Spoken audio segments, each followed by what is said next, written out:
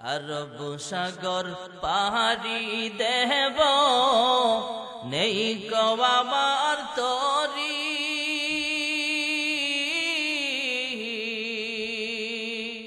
পাখি নয় যে উড়ে যাব ডানাতে ভর করি, আমার আশায় আছে সম্বল নাই, আশায় আছে সম্বল নাই, করি কি উপায়, মনে বড় কাফেলাতে কে যাও তুমি, কে যাও বে তরি, আমায় দাও নাও ভাই সঙ্গে করে খানি কৃপা করি, সঙ্গে যদি নালাও মোহরে গিয়ে মদিনা,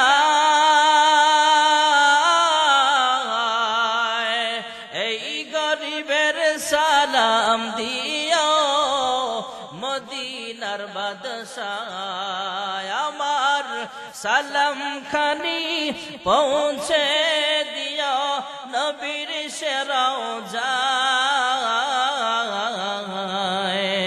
মনে বড় আশা ছিল। আল্লাহ সবাইরে যাওয়ার তৌফিক দাও, জোরে কোন আমিন। ধনী মানুষের যেমন মনে চায়, গরিবের আরো বেশি মনে চায়। এই জন্যই তো আমরা দোয়া করি, আল্লাহ আমরা গরিব, আমাদের টাকা নাই পয়সা নাই, কিন্তু মন চায় বারবার মক্কায় যাইতে, মদিনায় যাইতে। গরিব দারোয়ান ডাক দেয়া বলে, হ্যাঁ মালিক, আপনারা মনে হয় মক্কার ব্যাপারে আলোচনা করছিলেন। দুজন বড় লোক ধমক দিয়া কয়, তুই আদার ব্যাপারে জাহাজের খবর লইয়া কি লাভ? হজ্জের সফরে যাইতে প্রায় 6 থেকে 7 লাখ টাকা খরচ হবে দুজন, এখন তো আরো বেশি খরচ হয়, আমরা যাইতে গেলে কয়েক লক্ষ টাকা কমতে হয়, আর তুই আমার বাড়ির দারোয়ান, তুই হজ্জের সফরের কথা জিজ্ঞাসা করে কি লাভ? আমরা পয়সাওয়ালা মানুষ, আমরা আল্লাহর ঘরের সফরে যাব, সেই ব্যাপারে আলোচনা করছিলাম। দারোয়ান ধমক খায়া তাদের সামনে থেকে চলে যায়। রাতের বেলা এশারের নামাজের পর সবাই ঘুমায় গেল। দারোয়ান গেট তালা দিয়ে আর ঘুমায় না, ওযু করে তাহাজ্জুদের মুসল্লায় দাঁড়ায় গেছে। তাহাজ্জুদের নামাজ পড়ে আল্লাহর কাছে দোয়া করে, হে পরওয়ারদিগার আলম, ওগো মালিক আল্লাহ, কাবার মালিক আল্লাহ, আমার মালিক আমাকে ধমক দিয়েছে, আমার বাড়ির মালিক আমাকে ধমক দিয়েছে, আদার ব্যাপারে জাহাজের খবর লইয়া লাভ নাই, কিন্তু হ্যাঁ মালিক, আমি দারোয়ান হলে কি হবে? আমার মনটা চায় তোমার ঘর খানায় কাবা দেখতে। জোরে কোন সুবহানাল্লাহ। মহান রব্বুল আলামিনের দরবারে এমন ভাবে কাঁদলেন, আল্লাহ তাআলা তার হজ কবুল করে নিলেন, তাকে কাবা শরীফে পৌঁছায়া দিলেন। তথা এই দুই মালিক, বাড়ির মালিক কোটিপতি মানুষ, বিজনেসম্যান মানুষ, কাবা শরীফে পৌঁছার আগে এই দারোয়ানকে আল্লাহ কাবা পর্যন্ত পৌঁছানোর ব্যবস্থা করে দিয়েছেন। এই দুই কোটিপতি হজ্জের সফরে গেলেন। হজ্জের কার্যক্রম শুরু করার জন্য বাইতুল্লাহে ঢুকবেন, আল্লাহর ঘর তওয়াফ করার জন্য বাইতুল্লাহর সীমানায় ঢুকবেন। তাকায় দেখে গেট দিয়া দারোয়ান তা কাবা শরীফ তওয়াফ করে বের হইতেছে। সুবহানাল্লাহ। জিজ্ঞেস করে, কিরে দারোয়ান, এদিকে আসো, আমরা তো কোটিপতি মানুষ, হজ্জের সফরে আসলাম, এখন দেখি তুমি আমাদের আগেই কাবার সফরে চলে আসলা, কেমনে আসলা, কিভাবে আসলা? দারোয়ান ডাক দিয়া কয়, হে হাজী সাহেব শুনেন, আপনি বাংলাদেশের 10 তলা বিল্ডিং এর মালিক হতে পারেন, বাংলাদেশের কোটিপতি আপনি হতে পারেন, কিন্তু এই যেখানে কাবা, এই ঘরের মালিক একজন আছে, জোরে বলেন তিনি কে? আর জোরে ডাক দেন আল্লাহ। দুনিয়াতে মারে মা কয়া ডাক দিলে মা খুশি হয়ে যায়, আব্বারে আব্বা বলে ডাক দিলে খুশি হয়ে যায়। আল্লাহর দেওয়া জিহ্বাটা লড়ায়া লড়ায়া আমার আল্লাহকে ডাক দিলেও আমার আল্লাহ খুশি হয়ে যায়। আল্লাহ বড় আদর করে আমাদেরকে বানিয়েছেন। ভাইয়ারা আমার, মহান রব্বুল আলামিন নিজে হলেন ইঞ্জিনিয়ার, আল্লাহ তাআলা ফেরেশতাদেরকে বলেন, হ্যাঁ ফেরেশতারা তোমরা আদমের বডি বানাও। ফেরেশতারা জিজ্ঞেস করলেন, হ্যাঁ মালিক, আদমের বডিটা কেমনে বানাইলে আপনি খুশি হবেন? আল্লাহ জানায়া দিলেন, এইভাবে বানাও। ফেরেশতারা বানালেন, আয় আল্লাহ, আদমের দুইটা হাত কেমনে বানাইলে আপনি খুশি হবেন? এইভাবে বানাও। ফেরেশতারা দুইটা হাতও বানালেন। আয় আল্লাহ, আদমের দুইটা পা কেমনে বানাইলে আপনি খুশি হবেন? এইভাবে বানাও। ফেরেশতারাও বানালেন। এক পর্যায়ে চেহারা বানাইবার সময় আসলে ফেরেশতারা আরজ করে, হে পরওয়ারদিগার আলম, আদমের চেহারাটা কেমনে বানাইলে আপনি খুশি হবেন? আল্লাহ তাআলা কুদরতি আওয়াজ দিয়া জানায়া দিলেন, ফেরেশতারা রে, আমার মুহাব্বতের মাখলুক, আদরের মাখলুক ইনসান তথা আদমের চেহারা তোমরা বানাইলে হবে না। আমি আল্লাহ নিজ কুদরতি হাত দিয়া আদমের চেহারাটা বানাতে চাই। মহান আল্লাহ রাব্বুল আলামিন কুদরতি হাত দিয়া ডইলা ডইলা আদমের চেহারাটা বানালেন। কোরআনুল কারীমে চারটা দামি জিনিসের কসম খেয়ে আল্লাহ তাআলা বলেন, লাকাদ খালাকনাল ইনসানা ফি আহসানি তাকওয়িম। আমি আল্লাহ সবচেয়ে সুন্দর করে মানুষ বানাইছি। যুরকুন সুবহানাল্লাহ। আল্লাহ রাব্বুল আলামিন বড় আদর করে আমাদের জিহ্বাটা বানিয়েছেন। আল্লাহ বলেন, উদউনি আস্তাজিব লাকুম। এ বান্দা বান্দি, দুনিয়াতে মাকে মা কয়া ডাক দিলে যেমন খুশি হয়ে যায়, বাবারে বাবা বলে ডাক দিলে খুশি হয়ে যায়, চেয়ারম্যানকে চেয়ারম্যান বলে ডাক দিলে খুশি হয়, সভাপতিকে সভাপতি বলে ডাক দিলে খুশি হয়, ইমামকে ইমাম সাহেব বলে ডাক দিলে খুশি হয়ে যায়। আমি আল্লাহর দেওয়া জিহ্বাটা লড়ায়া লড়ায়া আমি আল্লাহকে যখন ডাক দিবা, আমি আল্লাহও খুশি হয়ে যায়। হ্যাঁ বান্দা, আমি আল্লাহকে ডাক দিবা একবার, আমি আল্লাহ 70 বার তোমার ডাকের জবাব দিয়ে দেব। তোমার নামে মধুর গানে হৃদয়ে ভরে যায়, তোমাকে পড়ে গো মনে ভোরের হাওয়ায়। আজানে আজানে কাঁপে সুরের মিনার, বয়ে চলে কানদী শূন্য কিনার। তোমার নামের সিফাত মনটা নারায়, তোমাকে পড়ে গো মনে ভোরের হাওয়া। বিবি তার স্বামীর ডাক দেয়া কয়, স্বামী আমার, হজ্জের মৌসুম চলতেছে, সামনে মানুষ হজে যাবে, অসংখ্য মানুষ লাব্বাইক লাব্বাইক বলে বলে আল্লাহর ঘর তওয়াফ করার জন্য ছুটে চলে যায়। আমরা হিন্দু হলে কি হবে, আমাদের মন চায় আল্লাহর ঘর দেখতে। যুরকুন সুবহানাল্লাহ। স্বামী ডাক দেয়া বলে, হ্যাঁ বিবি, আমার দেখতে মন চায়, আমারও তো মনটা চাই, কিন্তু হুদুদে হারামের চতুর্পাশে সীমান্তে সীমান্তে সাইনবোর্ডে লেখা আছে মামনু। যার জিহ্বার মধ্যে কালিমা নাই, আল্লাহর ঘরের সীমানায় ঢোকার পারমিশন নাই। সুবহানাল্লাহ। والتين والزيتون والطور سينين وهذا البلد الأمين।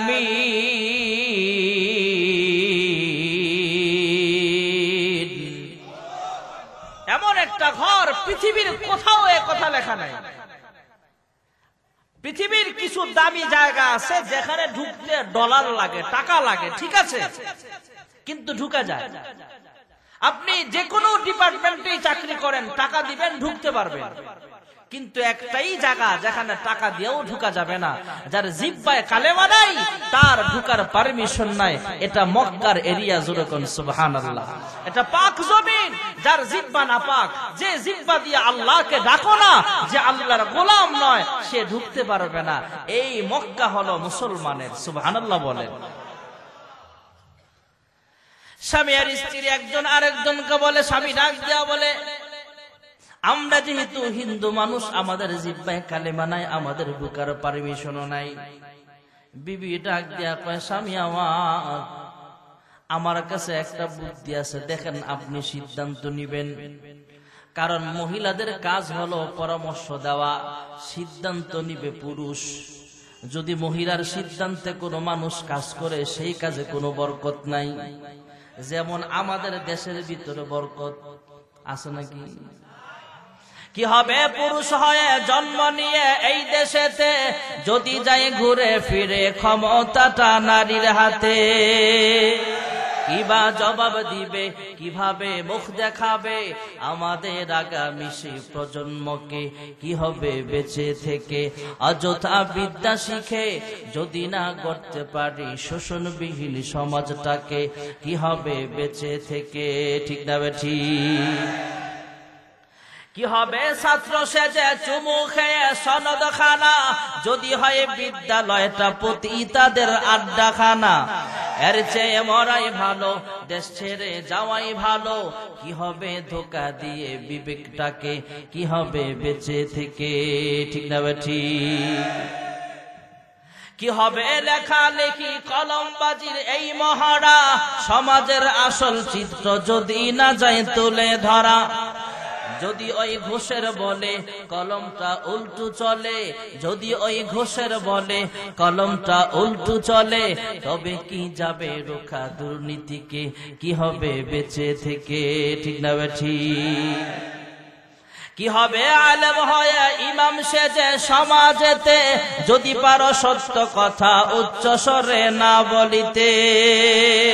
চাকরির ভয় কর যদি ছেড়ে দাও ওই না গদি, চাকরির ভয় কর যদি ছেড়ে দাও ওই না গদি।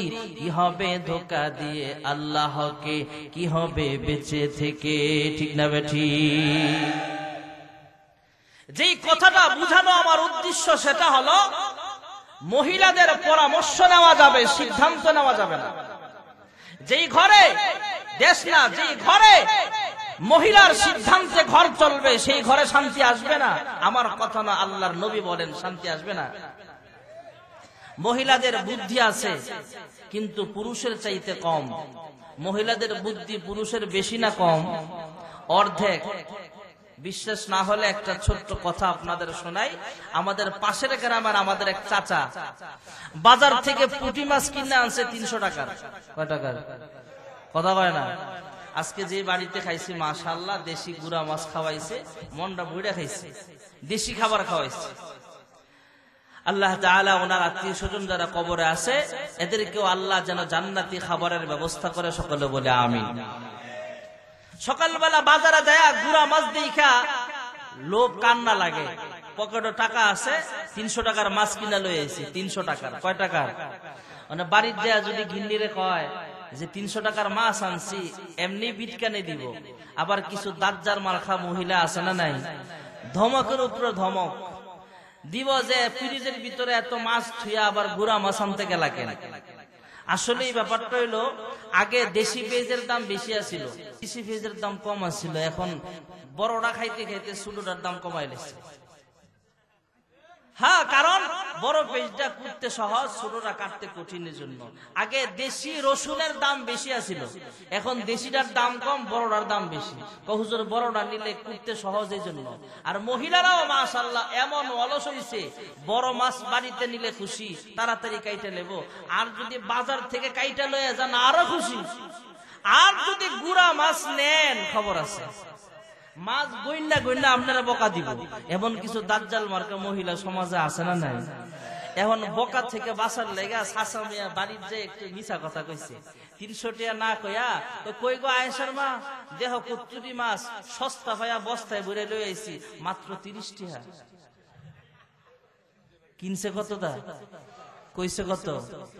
বেটি খুশি, বকা টকা দিল হইলে এখন খুশি হয়েছে। আরে হাসতে পাইলে আলগাত্রে সমস্যা কি?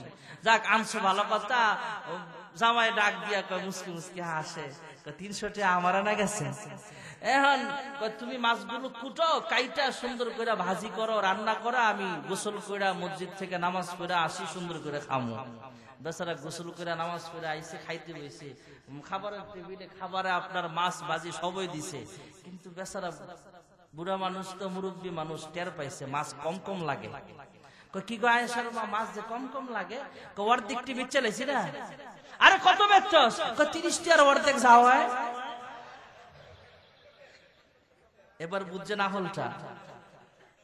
এই জন্য মহিলাদের সিদ্ধান্ত নেওয়া যাবে না, মহিলাদের পরামর্শ নেওয়া যাবে না। পরামর্শ নেওয়া এটাও একটা আদব। যদিও হিন্দু মানুষ বিবি ডাক দেয়া বলে, হ্যাঁ স্বামী আমার, আমি মহিলা মানুষ, সিদ্ধান্ত দেব না, কিন্তু আপনাকে পরামর্শ দেই। আপনি যেহেতু মুসলমানের মতো আপনি একজন যুবক সেজে যান, যদিও আপনি হিন্দু কিন্তু আপনার কপালে তো আর লেখা নাই আপনি মুসলমান। যুবক অনেকের দাড়ি নাই, দাড়ি ছাড়া অনেক যুবক হজ করতে চলে আসে। আপনারও দাড়ি নাই, কোনো অসুবিধা নেই, কিন্তু মুসলমান যুবকের মধ্যে হারামের কাপড়টা পরিয়া নেন আর লাব্বাইক লাব্বাইক জপতে থাকেন, তাহলে মানুষ বুঝবে না আপনি মুসলমান নাকি হিন্দু। যেরকম সুবহানাল্লাহ।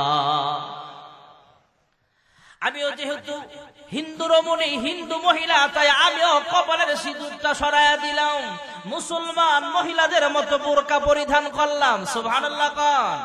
হিন্দু মানুষ, মুসলমান হওয়ার ইচ্ছা নাই, কিন্তু আল্লাহর ঘর দেখার জন্য রওনা হয়ে গেল।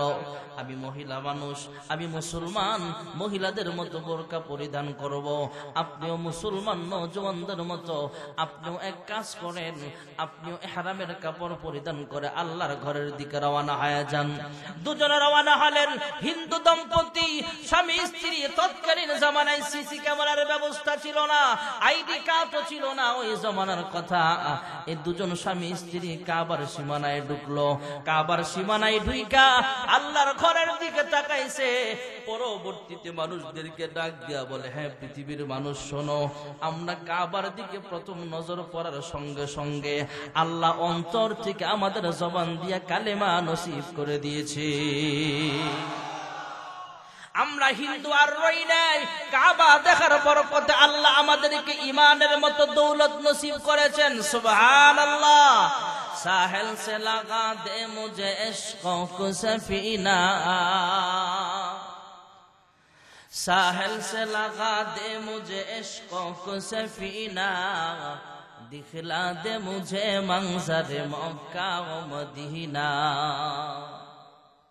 হাকিমুল উম্মত আল্লামা আশরাফ আলী থানভী রাহমাতুল্লাহ আলাইহি লিখেন, আরব সাগরের পূর্ব প্রান্তে কোন এক ক্ষেতের আইলের মধ্যে একটা পিপিলিকা জিহ্বাটা লড়ায়া লড়ায়া আল্লাহকে ডাক দেয়, হে পরওয়ারদিগার আলম, হে মালিক, হজ্জের মৌসুম চলতেছে, তোমার দাওয়াতি মেহমানগণ লাব্বাইক লাব্বাইক বলে বলে তোমার ঘরের পথে রওনা দিয়েছে। আয় আল্লাহ, আমি ছোট্ট একটা মাখলুক পিঁপড়া, যদিও পিঁপড়া কিন্তু মন চায় এই দুইটা চোখ দিয়া তোমার ঘর দেখতে। যেরকম সুবহানাল্লাহ। মহান আল্লাহ রাব্বুল আলামিন পিপিলিকার দোয়া কবুল করিয়া নিলেন। আল্লাহ রাব্বুল আলামিন বাইতুল্লাহর আশপাশে হাজার হাজার কবুতরের মধ্যে একটা কবুতর পাঠায়া দিলেন, যাও নির্দিষ্ট ক্ষেতের আইলের মধ্যে তুমি যায় নামবা। উঠতে উঠতে উঠতে উঠতে প্রায় 3000-6000 কিলোমিটার দূর চলে আসছে কবুতরটা।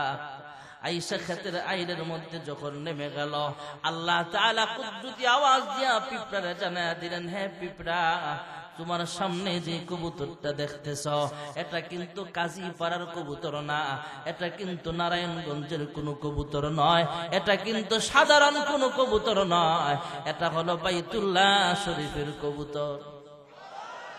হ্যাঁ পিঁপড়া, আমি আল্লাহ তোমার দোয়া কবুল করিয়া নিয়েছিলাম। তুমি যদি আমার ঘর দেখতে চাও, আমি আল্লাহ বিমান দিয়া, জাহাজ দিয়া, গাড়ি দিয়া বিভিন্ন কৌশলে আমার বান্দা বান্দীদেরকে আমার ঘরের সামনে হাজির করার ব্যবস্থা করিয়া দেই।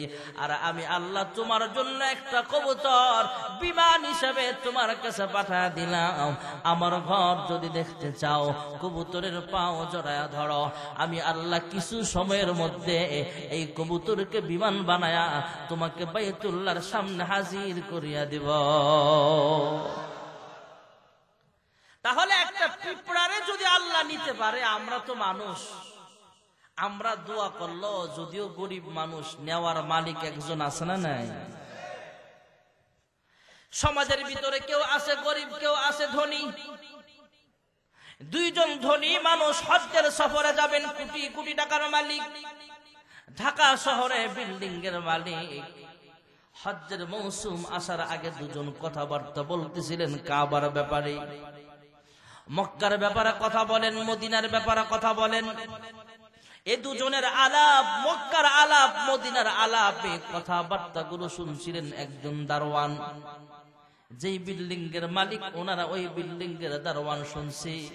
সে জিজ্ঞেস করে, হ্যাঁ স্যার, হ্যাঁ আমার মালিক, কি ব্যাপারে আলোচনা করেন, আপনারা কোথায় যাবেন? গরিব মানুষ হলো মনটা তো আল্লাহর ঘরে যাওয়ার জন্য কান্দে। ধনী মানুষের কান্দে, গরিবের আরো বেশি কান্দে, ঠিক না বেটি? ধনী মানুষ মক্কায় যেতে চায় না, টাকা আছে, আর গরিব কয় আমার কাছে টাকা হইলে কখন জানি আমি যাবো। মনে বড় আশা ছিল যাব মদিনায়। আমার সাথে বলেন, মনে বড় আশা ছিল সালাম আমি করব গিয়ে, সালাম আমি করব গিয়ে নবীর রওজায়। মনে বড়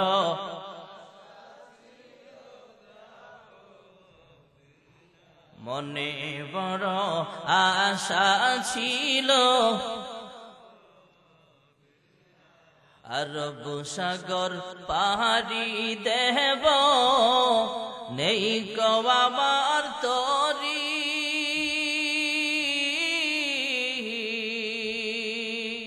পাখি নয় যে উড়ে যাব, ডানাতে ভর করি। আমার আশায় আছে সম্বল নাই, আশায় আছে সম্বল নাই, করি কি উপায়। মনে বড়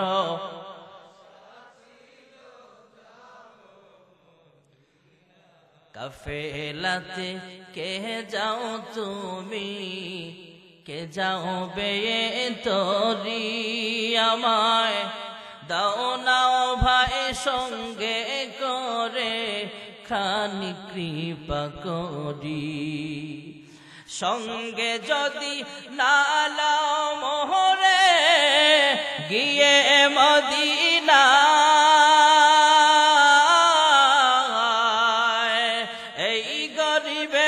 সালাম দিও মদিনার বাদশাহ। আমার সালাম খানি পৌঁছে দিও নবীর সে রওজায়। মনে বড় আশা ছিল। আল্লাহ সবাইরে যাওয়ার তৌফিক দাও, জোরে কোন আমিন। ধনী মানুষের যেমন মনে চায়, গরিবের আরো বেশি মনে চায়। এই জন্যই তো আমরা দোয়া করি, আল্লাহ আমরা গরিব, আমাদের টাকা নাই, পয়সা নাই, কিন্তু মন চায় বারবার মক্কায় যাইতে, মদিনায় যাইতে। গরিব দারওয়ান ডাক দেয়া বলে, হ্যাঁ মালিক, আপনারা মনে হয় মক্কার ব্যাপারে আলোচনা করছিলেন। দুজন বড় লোক ধমক দিয়া কয়, তুই আদার ব্যাপারে জাহাজের খবর লইয়া কি লাভ? হজ্জের সফরে যাইতে প্রায় 6 থেকে 7 লাখ টাকা খরচ হবে দুজন। এখন তো আরো বেশি খরচ হয়, আমরা যাইতে গেলে কয়েক লক্ষ টাকা গুনতে হয়। আর তুই আমার বাড়ির দারওয়ান, তুই হজ্জের সফরের কথা জিজ্ঞাসা করে কি লাভ? আমরা পয়সাওয়ালা মানুষ, আমরা আল্লাহর ঘরের সফরে যাব, সেই ব্যাপারে আলোচনা করছিলাম। দারওয়ান ধমক খায়া তাদের সামনে থেকে চলে যায়। রাতের বেলা এশারের নামাজের পর সবাই ঘুমায় গেল। দারওয়ান গেট তালা দিয়ে আর ঘুমায় না, ওযু করে তাহাজ্জুদের মুসল্লায় দাঁড়ায় গেছে। তাহাজ্জুদের নামাজ পড়ে আল্লাহর কাছে দোয়া করে, হে পরওয়ারদিগার আলম, ওগো মালিক আল্লাহ, কাবার মালিক আল্লাহ, আমার মালিক আমাকে ধমক দিয়েছে, আমার বাড়ির মালিক আমাকে ধমক দিয়েছে, আদার ব্যাপারে জাহাজের খবর লইয়া লাভ নাই, কিন্তু হ্যাঁ মালিক আমি দারোয়ান হলে কি হবে, আমার মনটা চাই তোমার ঘর খানায় কাবা দেখতে। জোরে কোন সুবহানাল্লাহ। মহান রব্বুল আলামিনের দরবারে এমন ভাবে কাঁদলেন, আল্লাহ তাআলা তার হজ কবুল করে নিলেন, তাকে কাবা শরীফে পৌঁছায়া দিলেন। তথা এই দুই মালিক, বাড়ির মালিক কোটিপতি মানুষ, বিজনেসম্যান মানুষ, কাবা শরীফে পৌঁছার আগে এই দারোয়ানকে আল্লাহ কাবা পর্যন্ত পৌঁছানোর ব্যবস্থা করে দিয়েছেন। এই দুই কোটিপতি হজ্জের সফরে গেলেন, হজ্জের কার্যক্রম শুরু করার জন্য বাইতুল্লাহে ঢুকবেন, আল্লাহর ঘর তওয়াফ করার জন্য বাইতুল্লাহর সীমানায় ঢুকবেন। তাকায় দেখে গেট দিয়া দারোয়ান তা কাবা শরীফ তওয়াফ করে বের হইতেছে। সুবহানাল্লাহ। জিজ্ঞেস করে, কিরে দারোয়ান এদিকে আসো, আমরা তো কোটিপতি মানুষ হজ্জের সফরে আসলাম, এখন দেখি তুমি আমাদের আগেই কাবার সফরে চলে আসলা, কেমনে আসলা, কিভাবে আসলা? দারোয়ান ডাক দিয়া কয়, হে হাজী সাহেব শুনেন, আপনি বাংলাদেশের 10 তলা বিল্ডিং এর মালিক হতে পারেন, বাংলাদেশের কোটিপতি আপনি হতে পারেন, কিন্তু এই যেখানে কাবা, এই ঘরের মালিক একজন আছে, জোরে বলেন তিনি কে? আর জোরে ডাক দেন আল্লাহ। দুনিয়াতে মারে মা কয়া ডাক দিলে মা খুশি হয়ে যায়, আব্বারে আব্বা বলে ডাক দিলে খুশি হয়ে যায়। আল্লাহর দেওয়া জিহ্বাটা লড়ায়া লড়ায়া আমার আল্লাহকে ডাক দিলেও আমার আল্লাহ খুশি হয়ে যায়। আল্লাহ বড় আদর করে আমাদেরকে বানিয়েছেন। ভাইয়ারা আমার, মহান রব্বুল আলামিন নিজে হলেন ইঞ্জিনিয়ার। আল্লাহ তাআলা ফেরেশতাদেরকে বলেন, হ্যাঁ ফেরেশতারা তোমরা আদমের বডি বানাও। ফেরেশতারা জিজ্ঞেস করলেন, হ্যাঁ মালিক আদমের বডিটা কেমনে বানাইলে আপনি খুশি হবেন? আল্লাহ জানায়া দিলেন, এইভাবে বানাও। ফেরেশতারা বানালেন, আয় আল্লাহ আদমের 2টা হাত কেমনে বানাইলে আপনি খুশি হবেন? এইভাবে বানাও। ফেরেশতারা 2টা হাতও বানালেন। আয় আল্লাহ আদমের 2টা পা কেমনে বানাইলে আপনি খুশি হবেন? এইভাবে বানাও। ফেরেশতারাও বানালেন। এক পর্যায়ে চেহারা বানাইবার সময় আসলে ফেরেশতারা আরজ করে, হে পরওয়ারদিগার আদম, আদমের চেহারাটা কেমনে বানাইলে আপনি খুশি হবেন? আল্লাহ তাআলা কুদরতি আওয়াজ দিয়া জানায়া দিলেন, ফেরেশতারা রে, আমার মুহাব্বতের মাখলুক, আদরের মাখলুক ইনসান তথা আদমের চেহারা তোমরা বানাইলে হবে না, আমি আল্লাহ নিজ কুদরতি হাত দিয়া আদমের চেহারাটা বানাতে চাই। মহান আল্লাহ রাব্বুল আলামিন কুদরতি হাত দিয়া ডইলা ডইলা আদমের চেহারাটা বানালেন। কোরআনুল কারীমে 4টা দামি জিনিসের কসম খেয়ে আল্লাহ তাআলা বলেন, লাকাদ খালাকনাল ইনসানা ফি আহসানি তাকওয়িম, আমি আল্লাহ সবচেয়ে সুন্দর করে মানুষ বানাইছি। যুরকুন সুবহানাল্লাহ। আল্লাহ রাব্বুল আলামিন বড় আদর করে আমাদের জিহ্বাটা বানিয়েছেন। আল্লাহ বলেন, উদউনি আস্তাজিব লাকুম। এ বান্দা বান্দি, দুনিয়াতে মাকে মা কয়া ডাক দিলে যেমন খুশি হয়ে যায়, বাবারে বাবা বলে ডাক দিলে খুশি হয়ে যায়, চেয়ারম্যানকে চেয়ারম্যান বলে ডাক দিলে খুশি হয়, সভাপতিকে সভাপতি বলে ডাক দিলে খুশি হয়, ইমামকে ইমাম সাহেব বলে ডাক দিলে খুশি হয়ে যায়।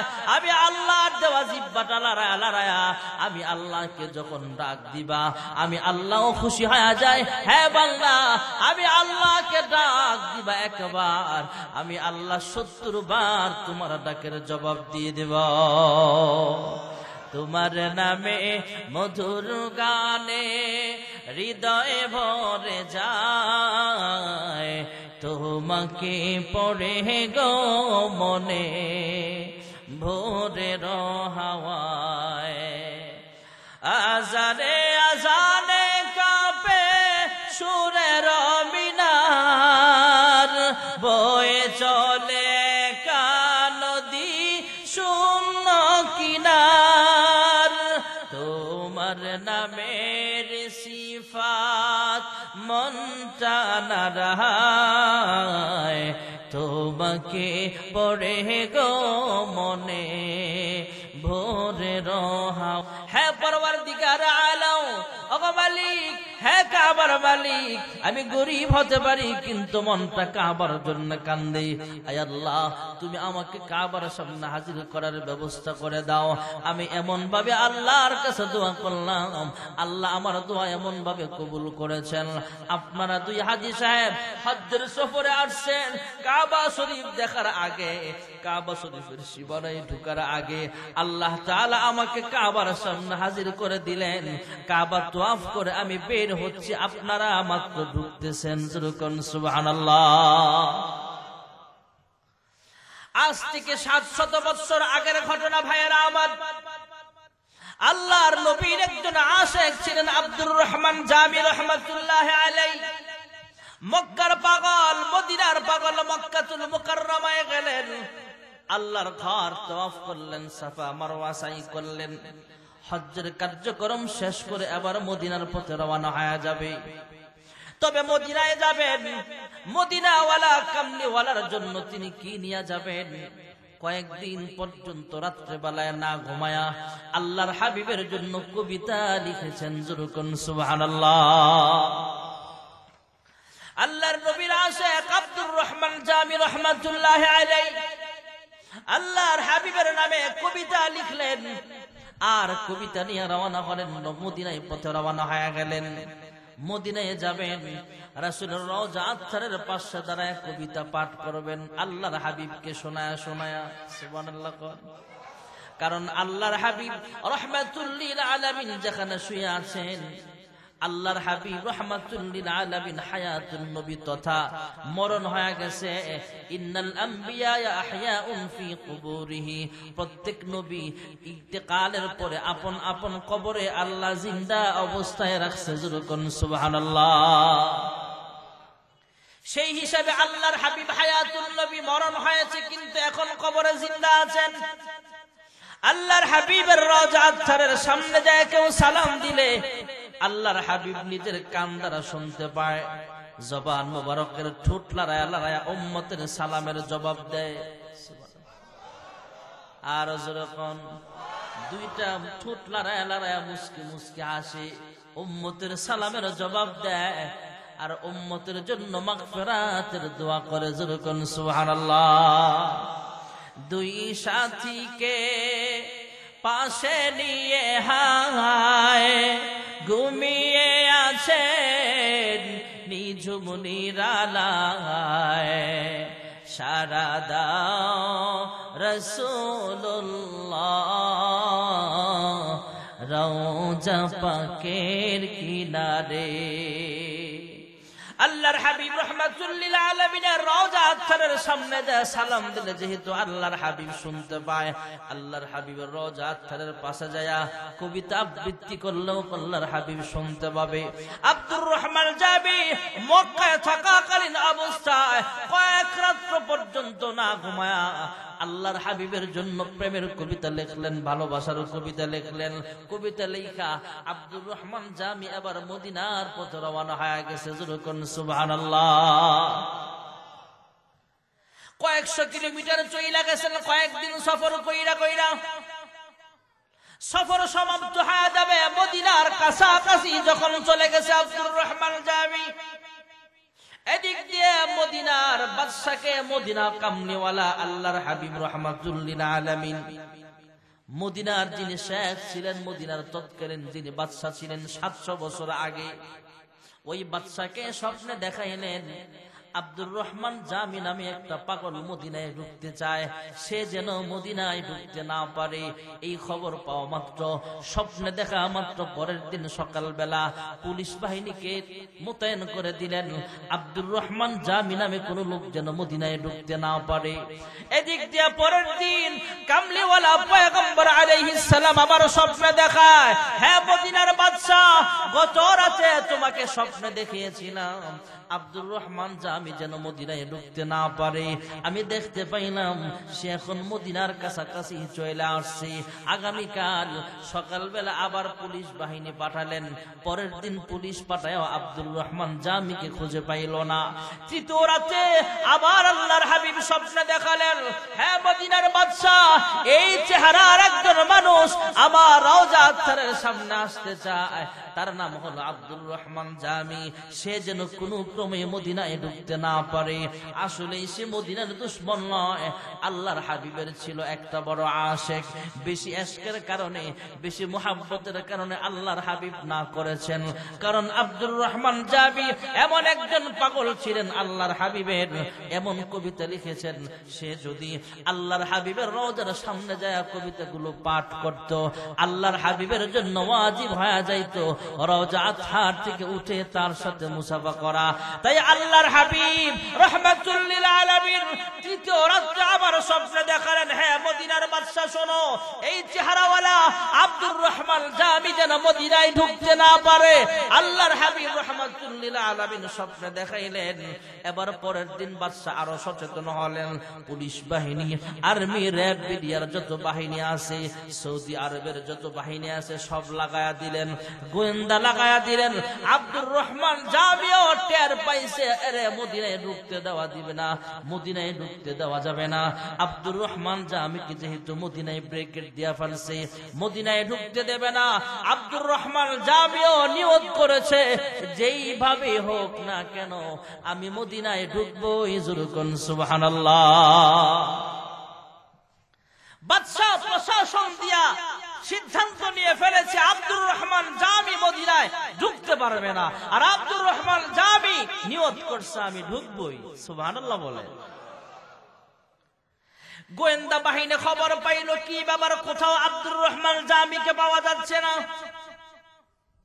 আর আল্লাহর হাবিব বাদশাকে বলেছেন, হ্যাঁ বাদশা সচেতন হও, আব্দুর রহমান জামি তো মদিনার কাছাকাছি চলে আসছেন।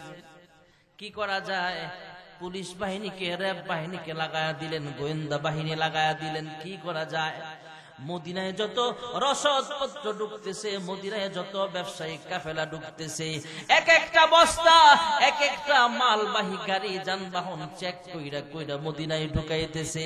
হঠাৎ করে অনেকগুলো বস্তা নিয়ে একটা ব্যবসায়িক কাফেলা মদিনায় ঢুকতেছে। আব্দুর রহমান জামি রাহমাতুল্লাহি আলাইহি তিনি আবার বস্তার কাফেলার বস্তাওয়ালাদেরকে ডাক দিয়া কয়, আপনারা শুনেন, একটা বস্তার ভিতরের মাল খালি কইরা বস্তার ভিতরে আমাকে ঢুকায়া উপর দিয়া রশি বাইদা দেন, আমাকে বস্তার ভিতরে ঢুকায়া আপনাদেরকে এই টাকাগুলো হাদিয়া দিলাম, বকশিশ দিলাম, আমাকে এই বস্তার ভিতরে ঢুকায়া হলো মদিনা পর্যন্ত পৌঁছান। যখন সুবহানাল্লাহ। বস্তার ভিতরে ঢুইকা রওনা হলেন। প্রত্যেকটা ব্যবসায়ী কাফেলা চেক করা হয়, প্রত্যেকটা বস্তা চেক করা হয়। চেক করতে করতে সবাই পায়া গেলেন, হ্যাঁ গোয়েন্দা বাহিনীর প্রধান যারা আছে এরা খবর পায়া ফেলছে। ব্যবসায়িক কাফেলার বস্তার মাল চেক করা হয়। চেক করতে করতে তাকায়া দেখে একটা যানবাহনের উপরে একটা বস্তা আছে। এই বস্তার মুষ্টি খুইলা দেখে এটার ভিতরে কোনো মাল সামানা নাই, এটার ভিতরে আছে আব্দুর রহমান জামি। যখন সুবহানাল্লাহ। বাদশা তাকে মদিনায় ঢুকতে দেয় নাই, ব্যবহারটাও খারাপ করেছেন। আল্লাহর হাবিব রাতের বেলা আবার বাদশাকে স্বপ্ন দেখায়, হ্যাঁ বাদশা, আব্দুর রহমান জামিকে মদিনায় ঢুকতে দেওয়া হবে না, এই নিষেধ আমি করেছিলাম। তার কারণ হলো আব্দুর রহমান জামি আমার কোন দুশমন নয়, এই আব্দুর রহমান জামি হলো মদিনার ওয়ালার আশিক। যখন সুবহানাল্লাহ। এই জন্য যে এই কথাটা বলতেছিলাম ভাইয়েরা আমার, আমরা গরিব হতে পারি, টাকা পয়সা নাই, কিন্তু আমাদের মনটা মক্কার জন্য কান্দে, মদিনার জন্য কান্দে। ভাইয়েরা আমার, বন্ধুরা আমার, আপনাদের কাজীপাড়া জামি মসজিদে আল্লাহর কোন বান্দা বান্দি যদি এক রাকাত নামাজ আদায় করে, তার আমল নামায় আল্লাহ রাব্বুল আলামিন 500 রাকাত নামাজের সওয়াব লিখিয়া দিবে। আর জোরে কম। ঘরে নামাজ পড়লে সব বেশি না মসজিদে? মহিলারা ঘরে একা নামাজ পড়া, পুরুষ মানুষ মসজিদে আইসা নামাজ পড়লে যেই সওয়াব, মহিলারা ঘরে একা নামাজ পড়লে সেই সওয়াব। বাইতুল মুকাদ্দাস যে মসজিদ, মসজিদে আকসা, ফিলিস্তিনিরা যে মসজিদ নিয়ে যুদ্ধ করতেছে ভাইরা আমার, মুসলমানরা যেখানে ওই মসজিদ দখল করার জন্য রক্ত ঝরায়, জীবন দিয়া দেয়, এই মসজিদে আকসা হলো মুসলমানদের কাবা। সুবহানাল্লাহ। আল্লাহর হাবিব রাহমাতুল লিল আলামিন মক্কা থেকে যখন হিজরত করে মদিনায় চলে যায়, আল্লাহর হুকুমে অনির্দিষ্ট কালের জন্য বাইতুল্লাহ শরীফকে কিবলা না বানায় বাইতুল মুকাদ্দাসকে কিবলা বানায় আল্লাহর হুকুমে নামাজ পড়তে থাকেন। কিন্তু মন কান্দে, কখন জানি আল্লাহ আবার হুকুম করেন, কখন জানি বাইতুল্লাহকে কিবলা বানায় আবার নামাজ পড়তে পারি। কারণ জীবনের 53টা বছর কাবার সামনে কাটাইলাম, আর এখন কাবা থেকে অনেক দূরে সরে আসলাম, আবার বাইতুল মুকাদ্দাসকে কিবলা বানায় নামাজ পড়তেছি। আল্লাহ রাব্বুল আলামিন অনেকদিন পর নির্দিষ্ট সময়ের পরে মহান আল্লাহ রাব্বুল আলামিন সময় জিবরাইল আমিনকে পাঠায়া দিলেন। জোরে কোন সুবহানাল্লাহ।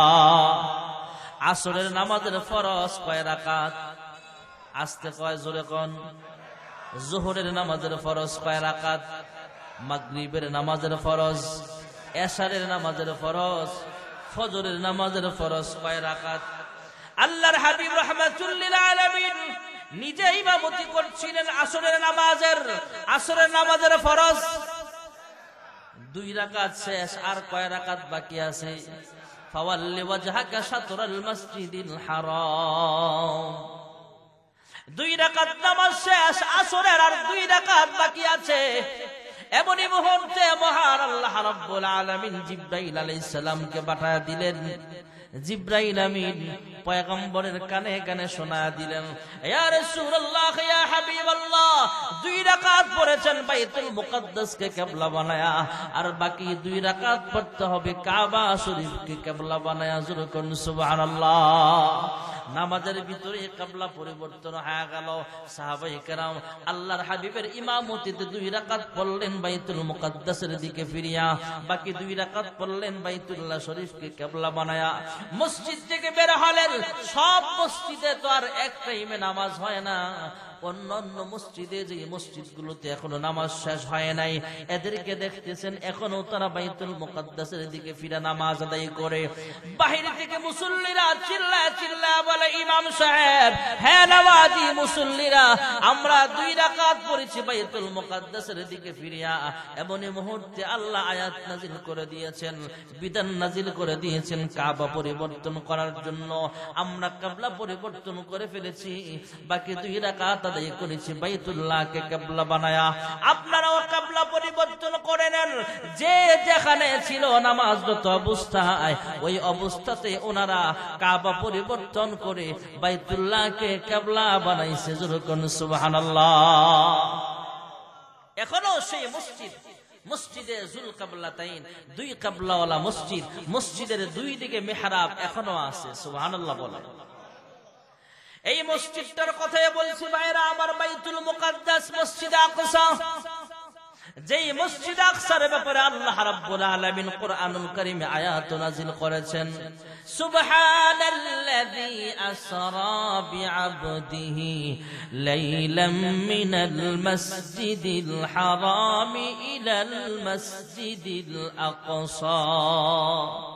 এই মসজিদ আকসায় যদি আল্লাহর কোন বান্দা বান্দী 1 রাকাত নামাজ আদায় করে, তার আমল নামায় 25,000 রাকাতের সওয়াব লেখা হয়ে যাবে।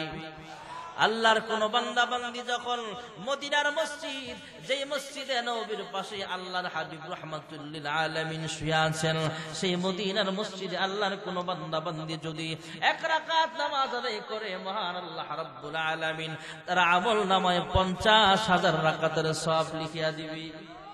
আল্লাহর কোন বান্দা বান্দী যদি সরাসরি বাইতুল্লাহ শরীফকে কিবলা বানায়া, ইন্না আউয়ালা বাইতি উদিআ লিন-নাস লাল্লাযী বিবাক্কাতা মুবারাকান ওয়া হুদাল লিল-আলামিন।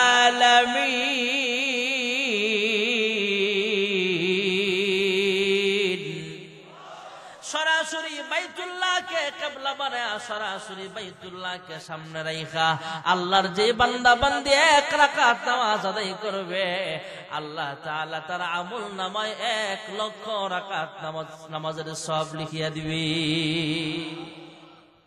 হাসরের কঠিন ময়দানে আল্লাহ রাব্বুল আলামিন বাইতুল্লাহ শরীফকে বলবেন, হ্যাঁ কাবা তুমি জান্নাতে ঢুকে পড়ো, তোমার জন্য জান্নাত।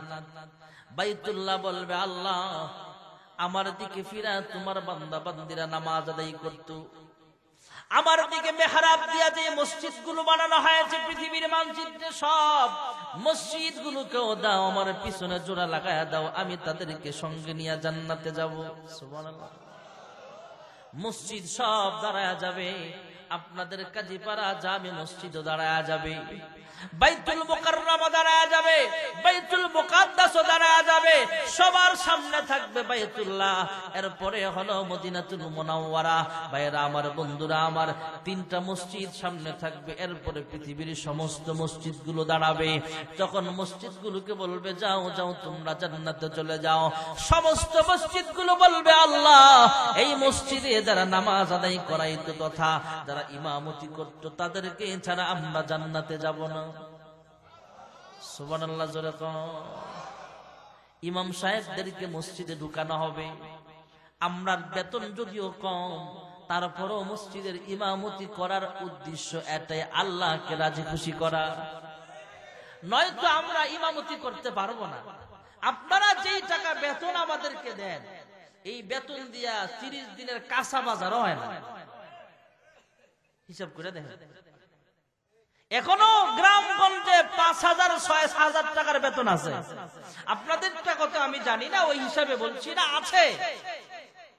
আর আমরা ঢাকায় যারা থাকি একটু বেশি, বেশি হলে কি খরচ হতো বেশি। আগে বাসা ভাড়া ছিল 6,000-5,000, এখন বাসা ভাড়া গোনা লাগে ঢাকা শহরে মোটামুটি চলতে গেলে 12,000-14,000। তাহলে আমরা ইমামতি করি এই উদ্দেশ্যে, যাতে মসজিদ সুপারিশ করে আমাদেরকে জান্নাতে নিয়ে যাবে। মসজিদ বলবে, আল্লাহ ইমাম মুয়াজ্জিনদেরকে আগে মসজিদে ঢুকাও, তাদেরকে ঢুকানো হবে। মসজিদ আবার সুপারিশ করবে, আল্লাহ যারা 5 ওয়াক্ত নামাজ পড়তো তাদেরকে মসজিদে যাও, তাদেরকে ছাড়া আমরা জান্নাতে যাব না। 5 ওয়াক্ত নামাজীদেরকে যখন মসজিদে ঢুকানো হবে, আল্লাহর কাছে মসজিদ এবার ফরিয়াদ করবে, হ্যাঁ মালিক এই মসজিদে জীবনে একবার হলেও যে নামাজ আদায় করেছে তাকে ছাড়া আমি মসজিদ জান্নাতে যেতে পারি না। সুবহানাল্লাহ জোরে কোন।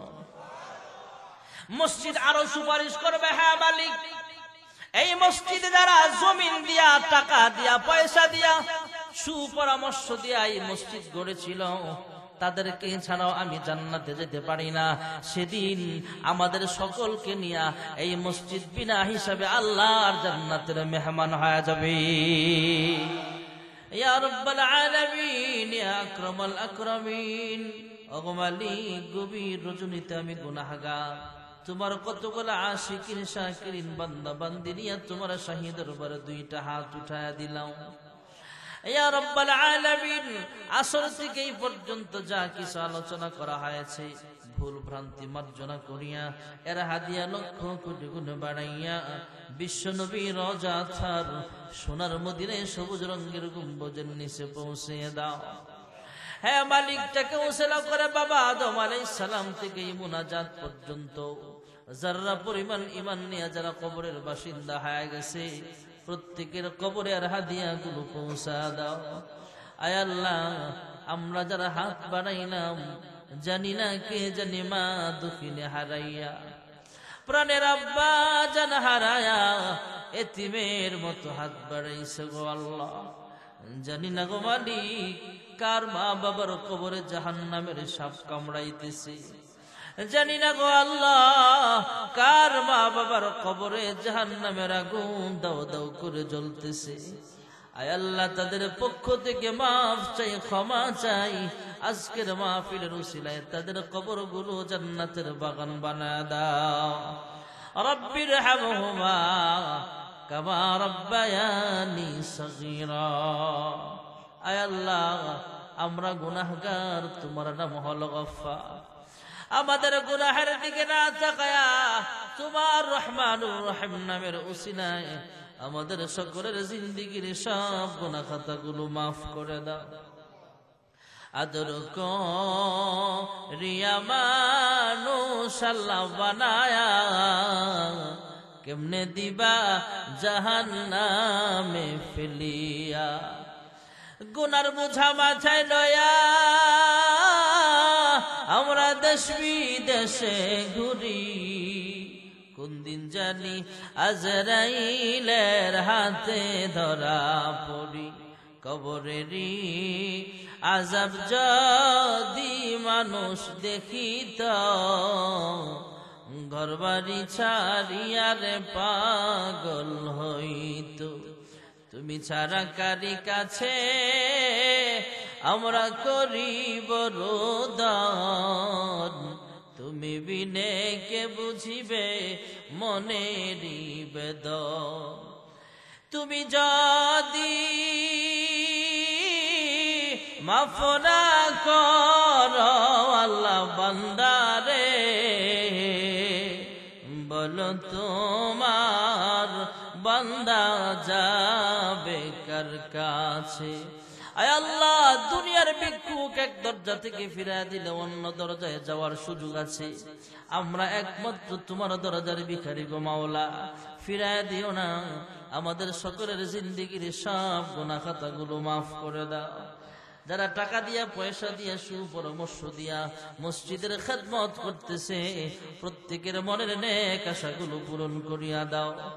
আয় আল্লাহ, আমাদের সকলকে 5 ওয়াক্ত নামাজি বানায়া দাও।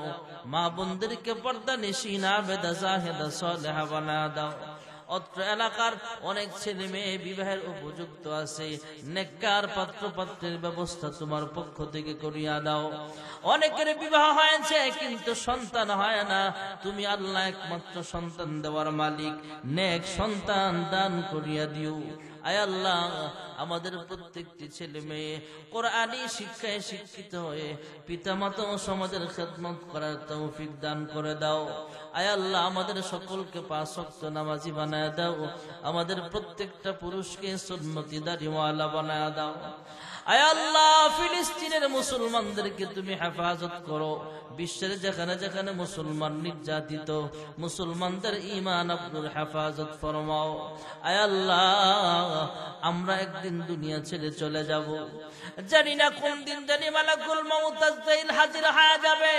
যেদিন আমার দেহ থেকে রূহটা আলাদা করে দিবে, কিছু মানুষ দৌড়ে মসজিদে যাবে মাইকে আলান দেওয়ার জন্য, কয়েকজন দৌড়াইয়া বাসটারে বাস কাটতে ব্যস্ত হয়ে যাবে। মশারি টানায়া জীবনের শেষবারের মতো বড়ই পাতার গরম পানি দিয়া গোসল করায়া কাফনের কাপড়ের প্যাকেট বানায়া কবরে শোয়া দিবি।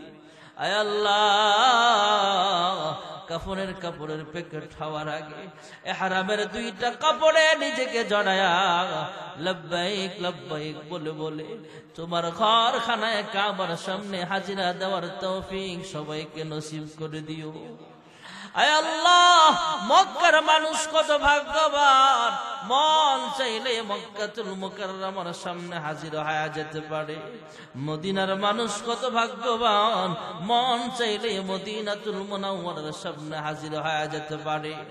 আমরা কপাল পোড়া 6000 কিলোমিটার দূরের মানুষ, তবে মন কান্দে বারবার মক্কা মদিনায় যাইতে। আয় আল্লাহ, আমাদের টাকা নাই পয়সা নাই, আমাদেরকে বারবার মক্কা মদিনায় হজ্জ মাবরুর করার তৌফিক নসিব করিয়া দাও। আয় আল্লাহ, অনেকে অসুস্থ, শিফায়ে কামেলা দান করো। যারা অভাবে আছে অভাবগুলো দূর করে দাও, যারা ঋণগ্রস্ত আছে ঋণ পরিশোধ করার তৌফিক দান করে দাও।